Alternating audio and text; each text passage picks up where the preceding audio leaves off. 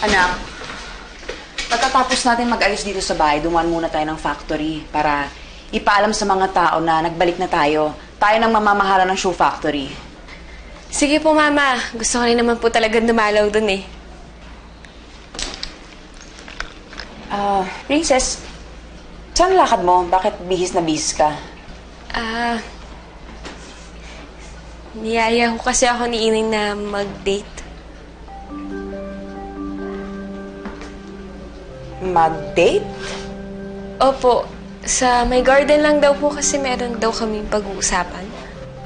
Anong pag-uusapan niyo? Ano po bang pinag-uusapan kapag date? Ano nga ba? Daddy mo lang kasi nakadate ko noon eh.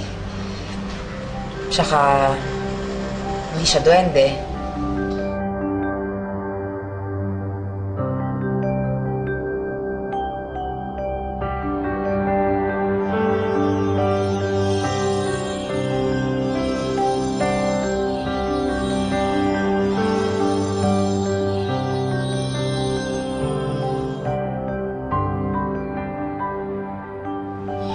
Hindi ko rin po alam.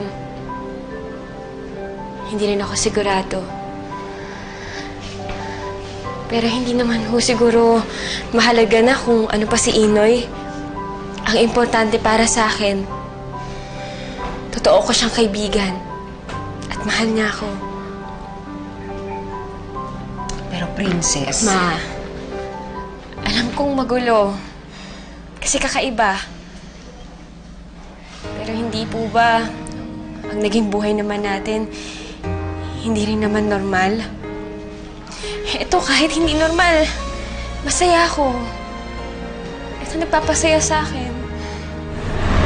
Hindi magsasawa sabihin ko sa'yo na ikaw lang ang laman ng puso't isip ko. Hindi pagpapalit ang bawat sandali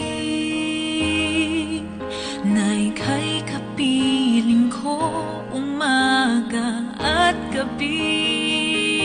Sadyang pinatagpo ang ating kapalaran. Ang pagmamahal sa'yo'y nakalaan. Magkaibang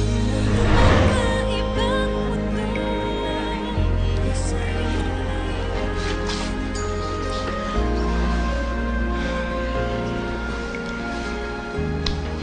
Ang inaalala ko lang, anak, paano yung magiging buhay niyo? Paano ka magkakaanak? Ano magiging trabaho ni Inoy? May birth certificate ba siya? Paano kayo bubuo ng pamilya kung duwende siya? Ma, magdi-date pa lang kami. Pasensya ka na.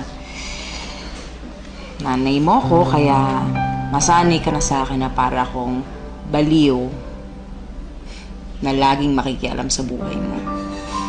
Pero naiintindihan ko na may sarili kang puso, may sarili kang pag-iisip. Nandito lang naman ako para pumabay. Ang gusto ko lang naman pag-isipan mo lang to ng mabuti. Usap lang po kami sa garden. Oo nga. Tayo ka nga muna. Tayo ka. Ito na ba suot mo? Sandali May nakita kasi ako doon sa tukador na mas maganda pa dyan. Yun na lang gamitin mo. Teka lang, kukunin ko Ma! Oo, sandali lang. Bitin ba kayo? Abangan dahil mas maganda ang mangyayari bukas. Huwag kayong bibitaw. At kung may na-miss out kayo, balikan lang ang mga episodes sa Magkaibang Mundo. I-click lang ito at mag-subscribe na para makahabol sa storya namin. Isang click lang makikita nyo na ang magkaibang mundo namin ni Pepay. Hep hep happy mga kapunso!